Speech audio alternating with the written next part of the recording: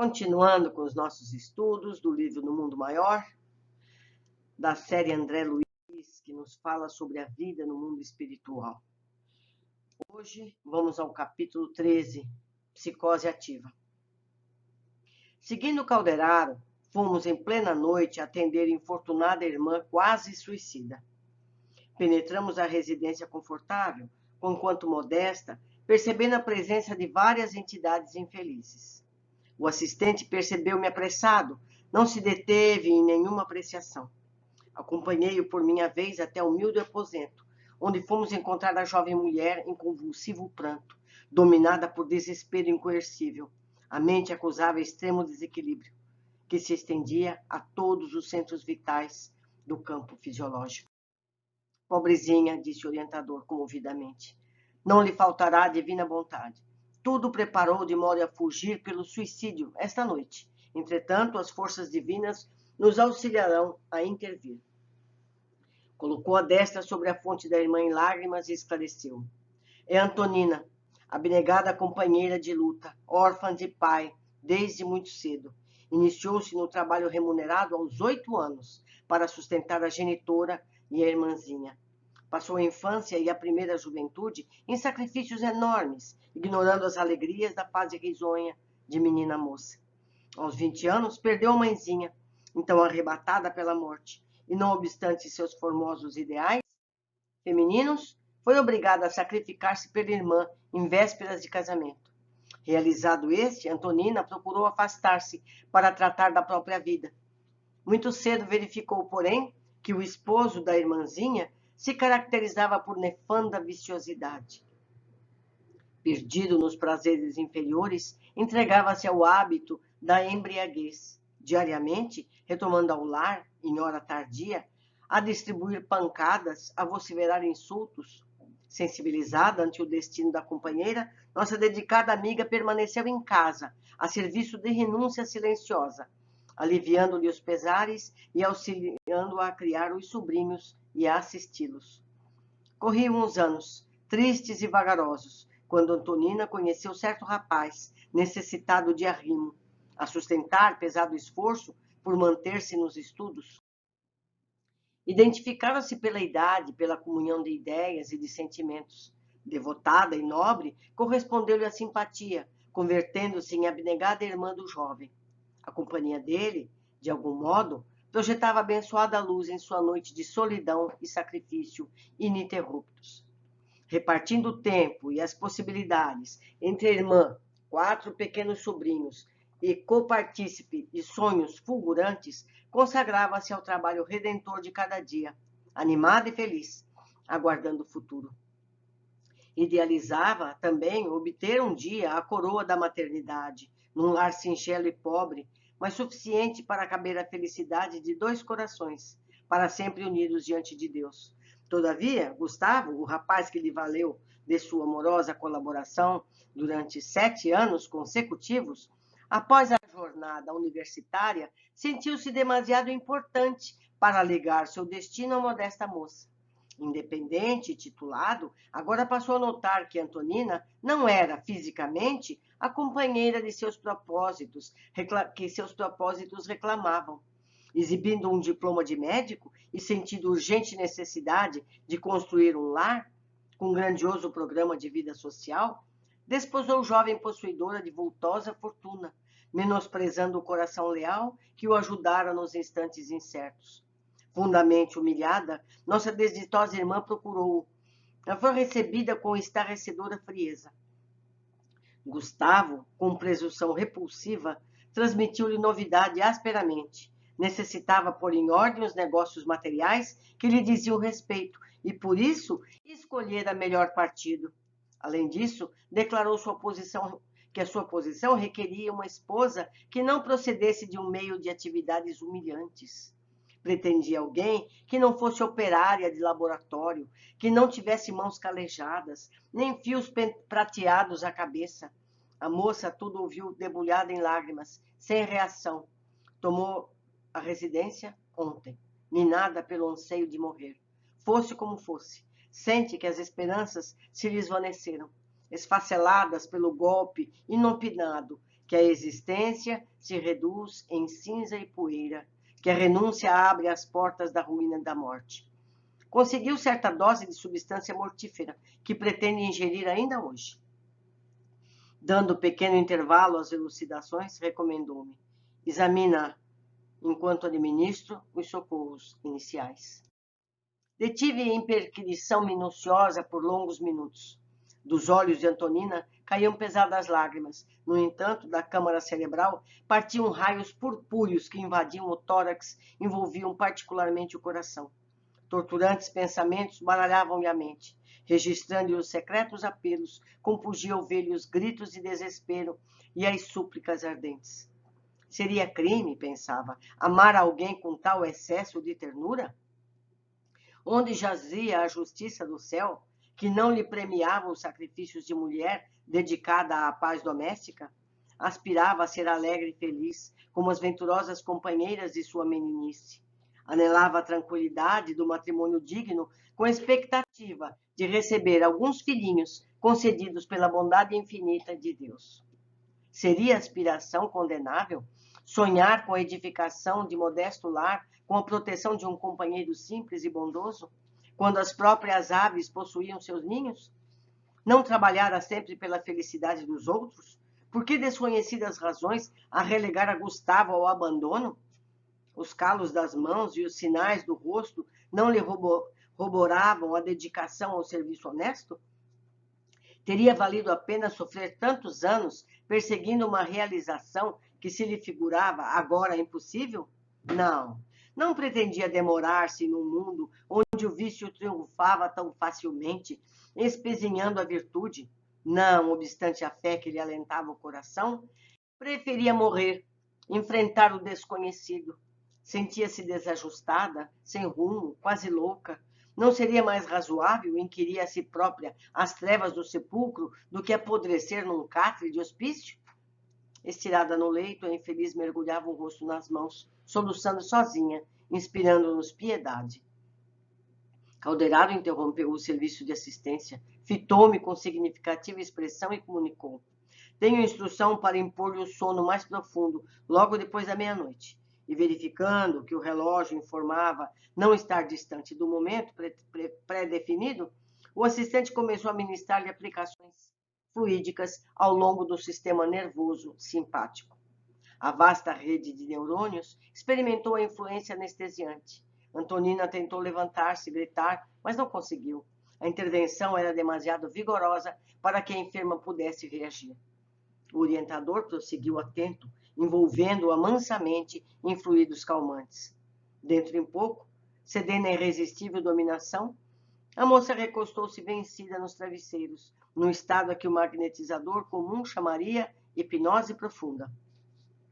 Manteve-a Calderaro em completo repouso por mais de meia hora. Decorrido esse tempo, duas entidades aureoladas de intensa luz deram entrada no recinto. Abraçaram meu instrutor, que mais apresentou cordialmente. Estavam agora junto de nós Mariana, que fora dedicada à genitora de Antonina, e Márcio, iluminado espírito ligado a ela desde séculos remotos. Agradeceram sensibilizados à atuação do meu orientador, que passou a doente à direção materna. A simpática senhora, desencarnada, inclinou-se sobre a filha e chamou-a docemente, como fazia na terra. Parcialmente desligada do envoltório grosseiro, Antonina ergueu-se, em seu organismo perispirítico, encantada e feliz. Mamãe, mamãe! Gritou, desabafando-se, a refugiar-se entre os braços maternais. Mariana recolheu-a carinhosa, estringiu-a de encontro ao peito, pronunciando palavras enternecedoras. Mãezinha, ajude-me. Não quero mais viver na terra. Não me deixe voltar ao corpo pesado. O destino escorraça-me. Sou infeliz. Tudo me é adverso. Arrebate-me daqui para sempre. A nobre matrona contemplava-a triste quando Márcio se aproximou, fazendo-a visto pela estimada enferma. A moça abriu desmesuradamente os olhos e ajoelhou-se instintivamente, amparada pela mãe. Parecia esforçar-se por trazer à lembrança alguém que ficara num pretérito longínquo. Observava-lhe a extrema dificuldade para recordar com precisão. Contemplava o emissário banhado em pranto diferente. Não vertia as lágrimas lutosas de momentos antes. Tocava-se agora de sublime conforto, de júbilo místico, que lhe nascia inexplicavelmente das profundezas do coração. Acercou-se Márcio mais intimamente, pousou-lhe a luminosa destra sobre a fronte e falou com ternura. Antonina, por que esse desânimo? Quando a luta redentora apenas começa? Olvidaste acaso que não somos órfãos? Acima de todos os obstáculos, para a infinita bondade. Recusas a porta estreita que nos proporcionará o venturoso acesso ao reencontro? Talvez porque a interlocutora estivesse de si mesma postulando excessivo trabalho para reavivar paisagens perdidas no tempo, o mensageiro advertiu fraternal. Não forces a situação. Acalma-te. Não nos bastará o presente cheio de abençoado serviço e renovadora luz? Um dia, reconquistarás o patrimônio da memória total. Por ora, contenta-te com as dádivas limitadas. Aproveita os minutos da recomposição do destino. Vale-te das horas para reconduzir tuas aspirações a esferas superiores. Que motivos te sugerem esse crime? Que é o provocar a morte? Que razões te conduzem os passos na direção do precipício tenebroso? Tua mãe e eu sentimos de longe o perigo e aqui estamos para ajudar-te. Fez longa pausa, fixando-a amorosamente e continuou. Ó minha abençoada amiga, como abriste assim o coração aos monstros do desespero? Dize-me, não te mantenhas silenciosa? Não sou teu juiz, sou teu amigo da eternidade. Não terei o consolo de ouvir-te? A enferma desejava falar. Entretanto, os suaves raios de luz emitidos por Márcio cercavam-na toda, sufocando-lhe a garganta, no êxtase daqueles instantes inesquecíveis. Ele, porém, desejando evidentemente proporcionar-lhe oportunidade a mais amplo desabafo, levantou-o cuidadoso e insistiu. Fala! Animada, Antonina balbuciou tímida.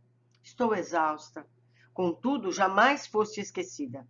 Recebeste 1000 recursos, diversos, da providência, indispensáveis ao valioso serviço da redenção. O corpo terreno, as bênçãos do sol, as oportunidades de trabalho, as maravilhas da natureza, os laços afetivos e as próprias dores da experiência humana não serão inestimáveis dons do divino suprimento? Ignoras, querida, a felicidade do sacrifício? Renegas a possibilidade de amar? Foi então que vi a jovem mulher contemplá-lo mais confiadamente, sentindo-se forte ante insofismável demonstração de carinho. Abriu-se com franqueza fraternal. Tenho sonhado com a posse de um lar. Desejo viver para um homem que, a seu turno, me auxilie a levar a existência. Idealizo receber de Deus alguns filhinhos que me possa acariciar. Será pecado celeste, mensageiro, anelar tais coisas? Será delinquente a mulher que busca santificar os princípios naturais da vida?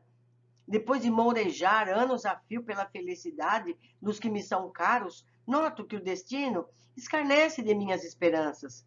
Será virtude viver entre pessoas alegres e felizes enquanto o nosso coração queda morto? Márcio ouvia fraternalmente, afagando-lhe as mãos e evidenciando suas altas aquisições de verdadeiro amor, acrescentou mais compreensivo e mais terno. Abnegada amiga, não permitas que a sombra de algumas horas te empane a luz dos séculos por vindouros. É possível, Antonina, que te sintas tão lamentavelmente só quando o Supremo Senhor te concedeu o sublime lar no mundo inteiro? A humanidade é nossa família. Os filhinhos da dor nos pertencem. Reconheço que transitórias humilhações do sentimento te laceram a alma. Que desejarias arrimar-te ao carinhoso braço de um companheiro digno e fiel. No entanto, querida, é da vontade superior que recebas, por enquanto, as vantagens que podem ser encontradas na solidão. Se há períodos de florescimento nos vales humanos, dentro dos mais dentro dos quais nos enebriamos em plena primavera da natureza, existências se verificam aparentemente isoladas, desditosas nas culminâncias da meditação e da renúncia, em cuja luz nos preparamos para novas jornadas santificadoras. Não suponhas que tal passagem do sepulcro nos abra portas à liberdade. Segue-nos a lei a toda parte, e o Supremo Senhor se exerce a infinita compaixão. Não despreza a justiça inquebrantável. Dá-nos, invariavelmente, a eterna sabedoria, o lugar onde possamos ser mais úteis e mais felizes. Declaraste deserdada e infeliz, e, no entanto, ainda não recenseaste as possibilidades sublimes que te rodeiam. Dizes-te incapacidade de abraçar os pequeninos de Deus. Mas por que tamanho exclusivismo para os rebentos consanguíneos? Não enxergaste até hoje as crianças abandonadas? Nunca viste os filhinhos da miséria e da privação? Se não podes ser mãe de flores da própria carne, por que motivo não te fazes tutora espiritual dos pequenos necessitados e sofredores? Acreditas, Antonina, que possamos ser absolutamente felizes escutando gemidos à nossa porta? Haverá perfeita alegria num coração que pulsa ao lado de um coro de lágrimas? O mundo não é propriedade nossa. Nós, os filhos do Altíssimo, é que somos trazidos a cooperar nas obras que nos cercam. É verdadeira infelicidade acreditar-se alguém favorito dos céus, como se o Pai compassivo e sábio não passasse de frágil e parcial ditador? Sacode a consciência adormecida. Lembra-te de que Todo-Poderoso não se adstringe de nosso particularismo de criaturas falíveis. E não te esqueças de que nos pesam perante a universalidade dele inalienáveis deveres de trabalho, exercitando os preciosos recursos que nos concedeu, a fim de alcançarmos um dia a perfeição da sabedoria e do amor. Sofres em tua organização que orientasse para o personalismo, porque um homem cujo padrão psíquico se desarmonizou com o teu em muitos aspectos, modificando depois seu rumo de vida, te relegou ao esquecimento. Choras, porquanto esperavas encontrar em sua companhia algo da divina presença, que traria serenidade às tuas angustiosas esperanças de mulher delicada e sensível. As inquietações do sexo tomaram vulto na intimidade de teu santuário e padeces longo assédio de tribulações. Mas dar-se-á que presumas no sexo a fonte exclusiva do amor? Serás também vítima desse fatal engano? O amor é sol divino, a irradiar-se através de todas as magnificências da alma. Por vezes, somos privados de sensações que ansiávamos, inibidos de usar as energias criadoras das formas físicas a fim de buscarmos patrimônios mais altos do ser. Nem por isso, contudo, tais percalços nos impedem a exteriorização de sublime sentimento. Represar-lhe o curso redundaria em extinguir o universo. O que tortura a mente humana em tais ocasiões é o clima do cárcere organizados por nós mesmos, amurados do egoísmo feroz. Não sabemos perder por alguns dias para ganhar na eternidade, nem ceder valores transitórios para conquistar os dons definitivos da vida. Ante a moça, que o contemplava embevecida através de espesso véu de lágrimas, o mensageiro prosseguiu. Efetivamente, se não podes partilhar a experiência do homem escolhido em face das circunstâncias que te compelem à renúncia, por que não consagrar o amor puro fraternal que eleva sempre? Estaríamos acaso impedidos de transformar em irmãos os seres que admiramos? Não deves outrossim esquecer que o noivo perjuro, atualmente belo na figura fisiológica, vestirá também mais tarde o puído traje do cansaço e da velhice, se em breve não afivelar o rosto da máscara da enfermidade e da morte. Conhecerá o desencanto da carne e estimará no silêncio a procura do espírito. Se o amas em verdade, Por que torturá-lo com o sarcasmo do suicídio, ao invés de cobrar forças para esperá-lo ao fim do dia da existência mortal?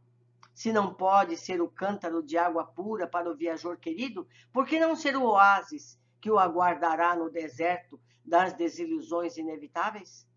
Além disso, como chegaste a sentir tão clamoroso desamparo, se também te aguardamos ávidos aqui de tua afeição e de teu carinho?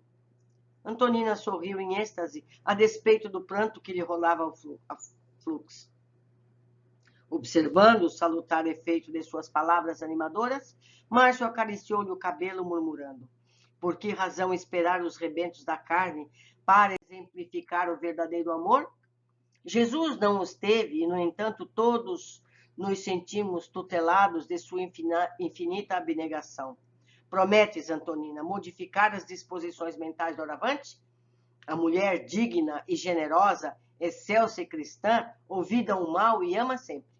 Comovidos, vimos a interlocutora ajoelhar-se de novo e exclamar solenemente: comprometo-me a modificar minha atitude, em nome de Deus. Nesse instante, o emissário espalmou as mãos sobre a fronte da enferma, envolvendo-a em jatos de luz, que não tocaram tão somente a matéria perispirítica, mas se estenderam além, até o corpo denso, fixando-se particularmente nas zonas do encéfalo, do tórax, dos órgãos feminis. Logo após, Antonina, empolgada pela mãezinha e pelo companheiro da espiritualidade superior, afastou-se para a agradável e repousante excursão.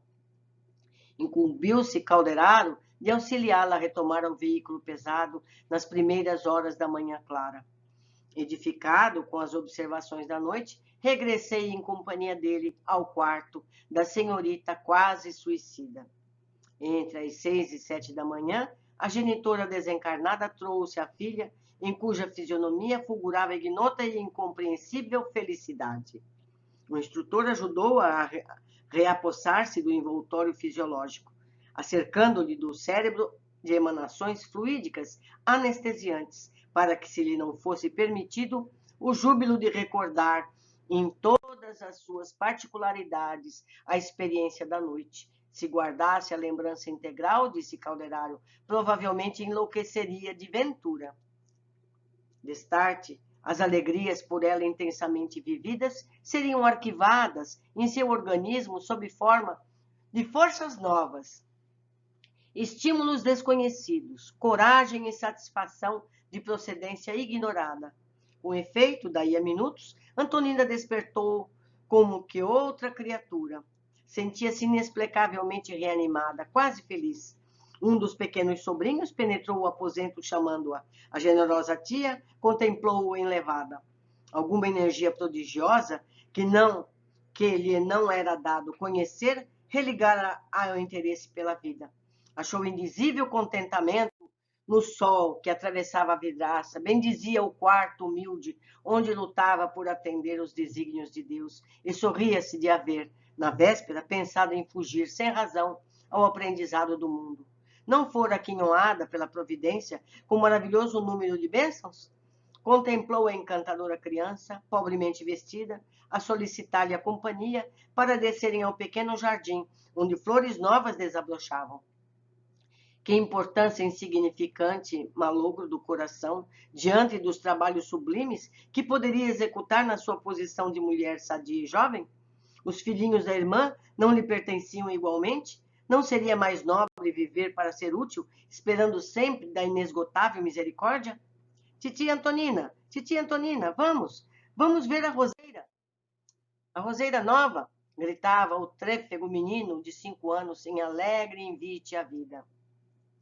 Observando-lhe a restauração das forças, vimos-la sinceramente rejubilados, levantar-se e a responder sorrindo: espere, já vou, meu filho. Que lindo, né? Vamos às observações. Temos nesse capítulo um caso dos mais comuns que todos vemos sempre. Quantas pessoas conhecemos que passam a vida em busca de parcerias conjugais que nunca chegam? Aqui aprendemos que todos têm seus projetos de encarnação e precisamos tirar desse projeto o melhor proveito possível.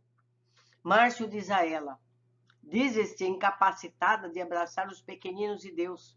Mas por que tamanho exclusivismo para os rebentos consanguíneos? Não enxergaste até hoje as crianças abandonadas? Nunca viste os filhinhos da miséria e da privação? Nosso egoísmo ainda está na frente das opções que todos temos. Queremos os nossos, quando há tantos buscando por nossas atenções. Não é verdade? Tem tanta criança sem mãe, por que essas não mães não podem ter esses filhos?